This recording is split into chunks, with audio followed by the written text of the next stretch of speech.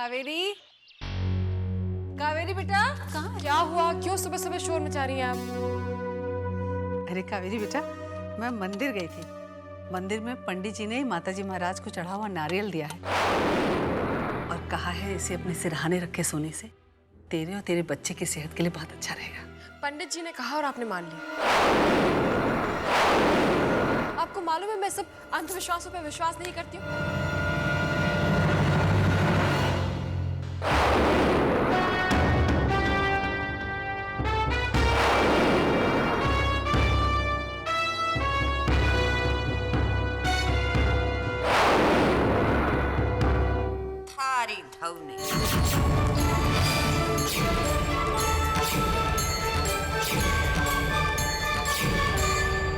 ठीक ही कहा है किसी ने, पोथियां रख लेने से ज्ञान नहीं मिलता और जिसके दिल श्रद्धा ना हो उसे भगवान नहीं मिलता।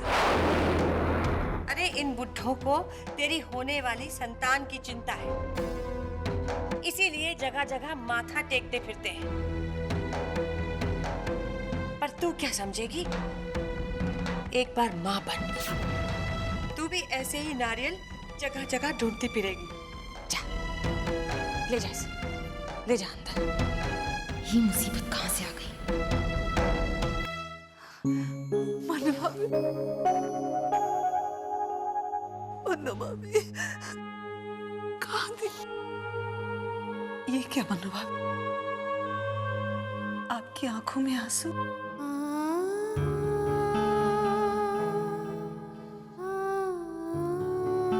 हाँ देवरानी सा, आप भी हैरान हो रही होंगी मेरी आंखों में आंसू देखकर। ये आंसू उस मन्नू की आंखों में है जो हमेशा दूसरों के आंसू पूछती आई है, लड़ती आई है, कभी किसी से हार नहीं मानी। लेकिन आज मन्नू हार गई, आज हार गई मन्नू। क्या कह रहे हैं मन्नू भाभी? बैठिए बैठिए, आइए बैठिए।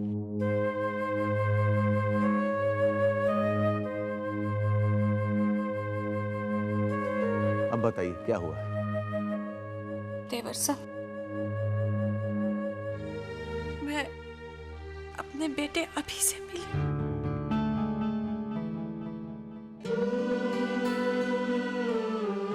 कुछ दिन पहले की बात है।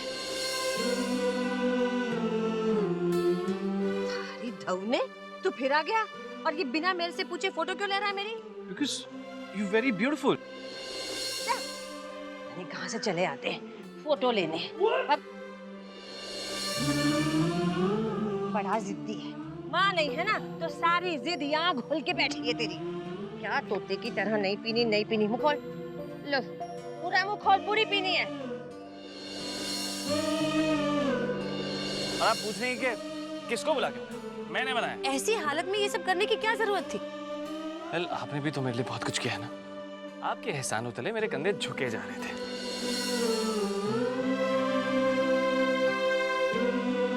और यही है वो जिसने माता जी का मुकुट चुराया। बदतमीज। रात दिन जिसकी याद में डूबी रहती थी, वो तो 3 दिन तक मेरी आंखों के सामने रहा, लेकिन मैं उसे पहचान नहीं सकी। आपका अभी देखिएगा जरूर मिलेगा। अगर आप दोनों को मिलना नहीं होता ना तो भगवान ने उसे आपके पास भेजा नहीं होता। हम अभी को ढूंढने की हर मुमकिन कोशिश करेंगे। हम अभी नाहर कुंवर साहब के यहाँ जाते हैं। ब्रजेश जी की पुलिस में अच्छी पहचान है, वो अभी को ढूंढने में हमारी मदद जरूर करेंगे। ये क्या कह रही है आप मनु भाभी? आपका बेटा आपको मिला और हाँ सलोनी, वो आया था मेरे पास, लेकिन कुदरत भी अजीब खेल खेलती है। एक पल के लिए मिला दिया और दूसरे ही पल मेरे बेटे को मुझसे अलग कर दिया। और ये आंखें उसे पहचान भी नहीं सकी। आप परेशान मत होइए मनु भाभी, हम सब आपके साथ हैं। मनु भाभी, मेरा दिल कहता है आपका अभी आपके पास जरूर लौट आएगा। माता महाराज की कृपा से आपका बेटा जरूर आपको मिल जाएगा। ब्रजेश, मेरे ख्याल से पुलिस की मदद लेनी चाहिए हमें। मैं कमिश्नर अंकल को फोन करता हूँ।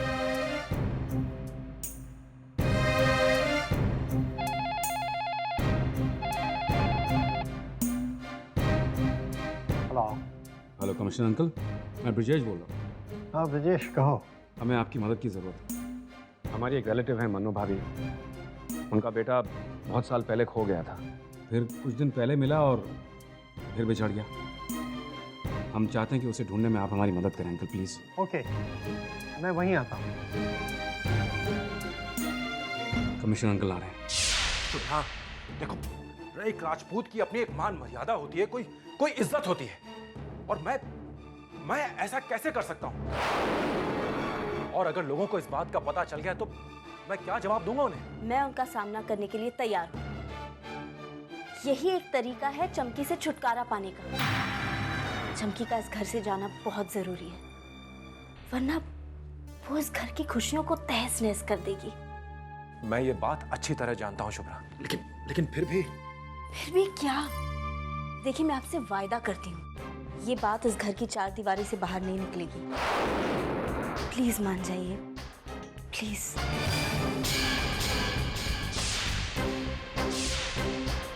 ठीक है शुभ्रा, मैं तुम्हारी ये बात मानने को तैयार हूँ, लेकिन बहुत बड़ा विश्वास किया तुम पे। इस विश्वास को तोड़ना नहीं।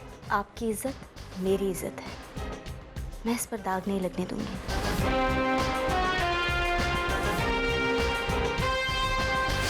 मन्नू जी, मैं चाहता हूँ कि आप अपने बेटे के बारे में हमें छोटी से छोटी डिटेल्स बताएं।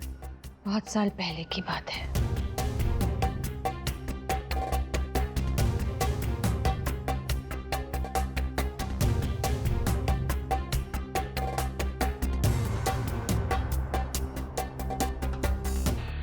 फिर मैंने उसे बोलने का मौका भी नहीं दिया और एक थप्पड़ जड़ दिया उसके चेहरे पर, और फिर वो बस पकड़ कर चला गया, एक बार फिर मुझसे बहुत दूर। मन्नू जी, आप ये बता सकती हैं कि वो कहाँ जाने वाली बस में बैठा और उस बस के मेन स्टॉपेजेस क्या हैं? जी, वो बस बीकानेर से जैसलमेर जाती है, मेड़ता में मीराबाई के धाम पर रुकती है, फिर बाबा रामदेव के स्थल से होते हुए सीधा जैसलमेर पहुंचती है।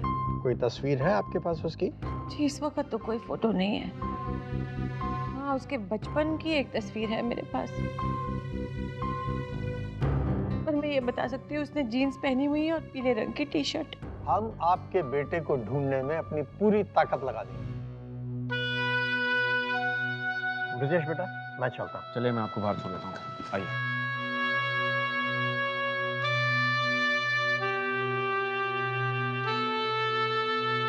बैठिए।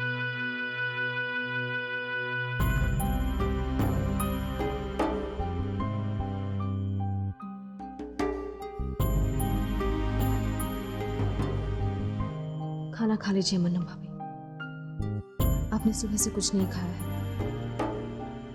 ये देखिए, आदिति बाईसा ने खास आग के लिए आपका फेवरेट भरता करेला बनाया है। एक दिन मैंने भी करेले बनाए थे उसके लिए, बहुत शौक से खाए उसने। अब पता नहीं कहाँ भटक रहा होगा बिन खाए पिए मेरा बच्चा। यहाँ पर खाने में सबसे अच्छा क्या मिलेगा? साहब, यहाँ पर तो सभी चीज अच्छा है, मगर यहाँ का भरवा करेला बड़ा ही मजेदार होता है। मेरे ख्याल से तो आप वही खाकर देखिए। बदतमीज!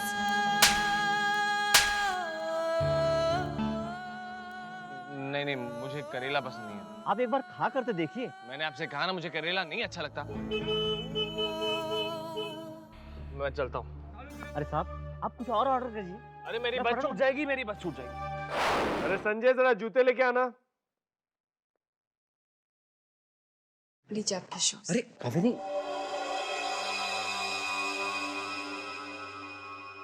कितनी बार मना किया है मैंने तुम्हें, ऐसा कोई काम नहीं करो जिसमें तुम्हें झुकना पड़े। बैठो। मैंने कहा ना तुम्हें आराम करना चाहिए, अपना पूरा ख्याल रखना चाहिए। थोड़ी सी लापरवाही और तकलीफ भी हो सकती है। अच्छा, एक चीज बताओ, वो जो मूवीज में दिखाते हैं कि बच्चा पेट में लात मारता है, वो बात सच है क्या? हाँ, होता है ना, मैंने भी फील किया है। ओह कावेरी, मैं तुम्हें बता नहीं सकता, मुझे दुनिया का सबसे खूबसूरत गिफ्ट देने वाली हो तुम। समर, मन्नू भाभी आ गई है। अच्छा, कब, कहाँ? आज जब सुबह हम मार्केट गए थे मम्मी पापा के साथ, तो वो पीछे से आ गई। ग्रेट, तुमने मुझे बताया क्यों नहीं? वो एक्चुअली तुम सो रहे थे, और जब वो आई हैं तो फिर कुछ समय तक तो रुकेंगी। तुम बाद में आराम से मिल लेना। ठीक है। अब एक बात और कहूँ, आपको बुरा तो नहीं लगेगा? डोंट बी स्टूपिड, बोलो। समर, ऐसा नहीं है कि मुझे मन्नू भाभी पसंद नहीं है, लेकिन प्रेगनेंसी के वक्त मैं कोई स्ट्रेस नहीं चाहती हूँ। काव्या जी, साफ साफ कहो क्या कहना। क्या मन्नू भाभी हमारे साथ यहाँ रहेंगी? मन्नो भाभी हमारे घर के एक सदस्य हैं और मुसीबत के वक्त हमेशा उन्होंने मदद के लिए पहले हाथ बढ़ाया। अब वो यहाँ रहेंगी या नहीं रहेंगी, इसका फैसला मैं नहीं, वो खुद करेंगे। चलो बाय।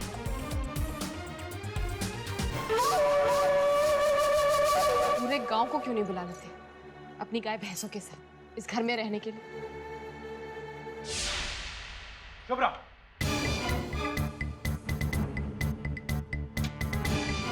ये सब क्या है?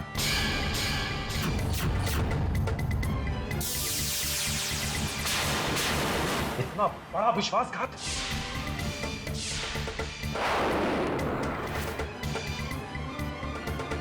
क्या बात है बेटा, क्यों इतना नाराज हो रहे हो उस पर? वो पति नाराज नहीं होगा तो क्या होगा माँ, जिसे ये पता चले कि उसकी पत्नी किसी गैर मर्द के साथ संबंध बनाए हुए है।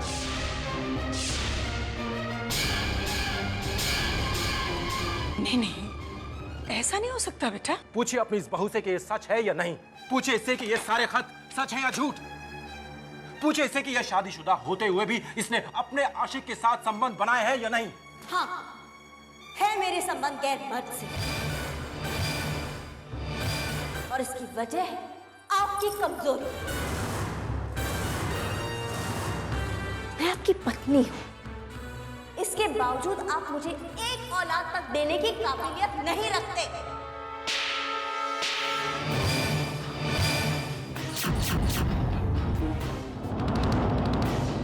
शुभ्रा, खबरदार जो तुमने मुझ पर गलत इल्जाम लगाया। उठाइए हाथ मुझ पर, एक और बार हाथ उठाइए। मैं तो आपसे पीछा छुड़वाना ही चाहती हूँ। तलाक तो मैं आपसे लेकर रहूंगी, और जब मुझसे इस तलाक की वजह पूछी जाएगी ना, तब मैं आपकी कमजोरी पूरी दुनिया के सामने लाकर रखूंगी।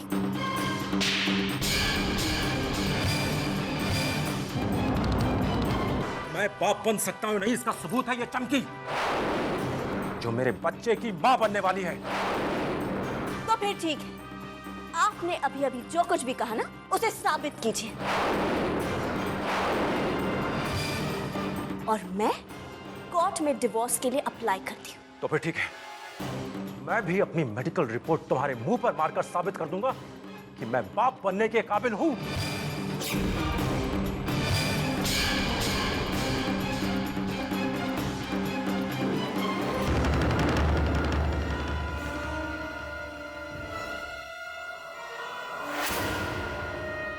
मनु भाभी, थोड़ा जूस पी लीजिए।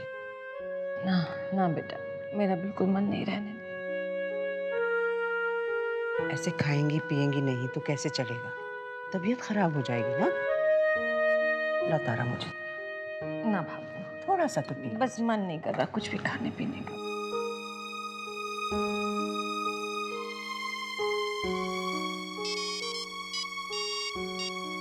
हेलो, नाहर कमिश्नर बोल रहा हूँ। हाँ बोलिए कमिश्नर अंकल। देखो, आप ऐसा करो कि आप सब लोग मन्नू जी को लेकर हॉस्पिटल आ जाओ। हॉस्पिटल? क्या बात है अंकल, हॉस्पिटल किस लिए? जैसलमेर जाने वाली एक बस का आज एक्सीडेंट हो गया। ये बस उसी रास्ते से जा रही थी जैसा मन्नू जी ने हमें बताया था। घटना स्थल से कुछ लाशें बरामद हुई हैं, और मुझे शक है कि उनमें से एक लाश उसी की है जिसकी हमें तलाश है।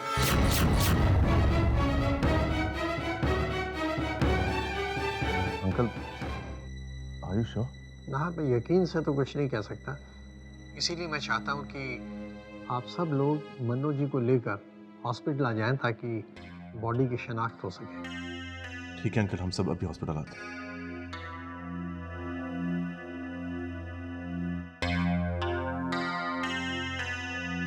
बताओ नाहर, कमिश्नर साहब हॉस्पिटल जाने की बात क्यों कर रहे हैं? मन्नू भाभी, देखिए परेशान होने की बात नहीं है। कमिश्नर अंकल का फोन था कि एक बस का एक्सीडेंट हो गया और ये एक्सीडेंट उसी रूट पे हुआ है जिस रूट से अभी वाली बस गई थी।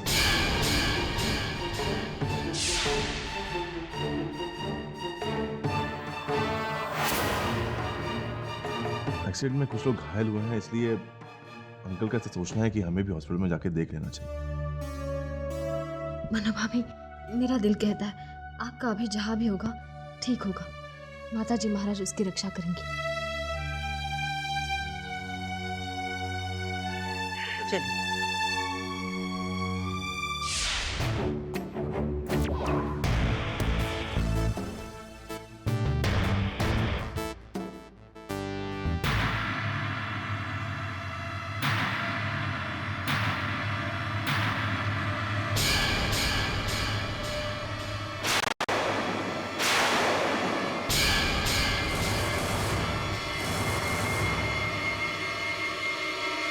कमिश्नर साहब, या आप हमें कहाँ लेकर आए?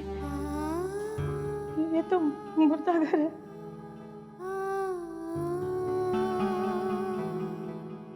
देखिए, जिस बस का एक्सीडेंट हुआ है उसमें से हमें कुछ लाशें मिली हैं। आप देखकर शिनाख्त करके बताइए कि उनमें से कहीं आपका वो खोया हुआ बेटा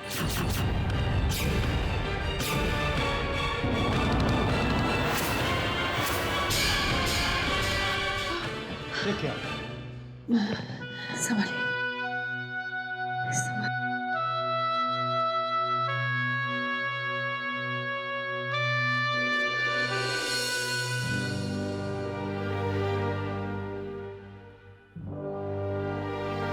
शनाख्त करवाइए।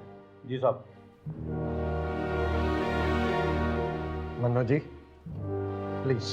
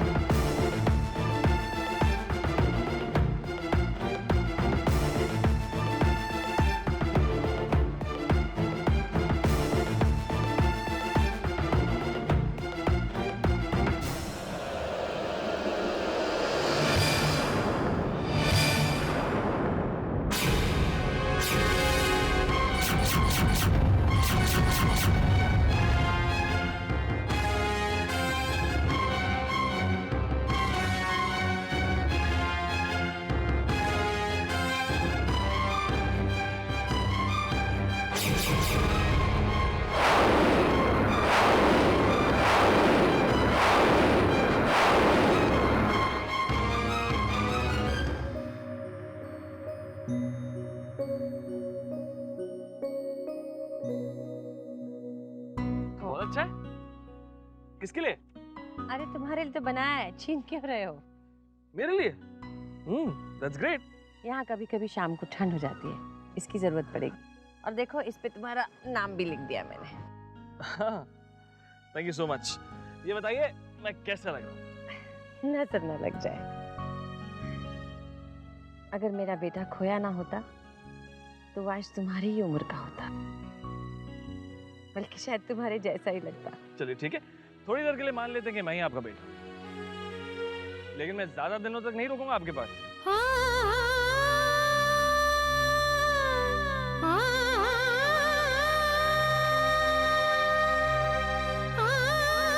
क्या हुआ मन्नू भाभी?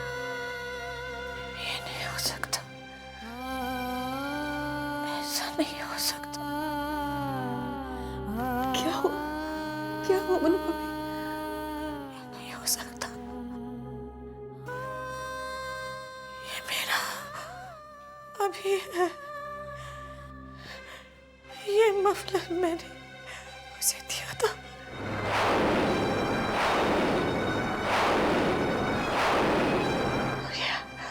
अचानक संभालिए अपने आप को मन्नू भाभी। ईश्वर की मर्जी के आगे हम क्या कर सकते हैं? शायद हमसे ज्यादा जरूरत अभी की ईश्वर को होती है, इसीलिए। वरना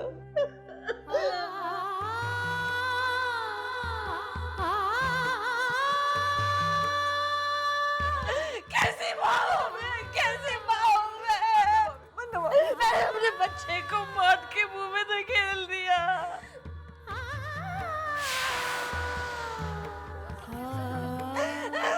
ना मैं इसे जाने को कहती और ना ये हादसा होता।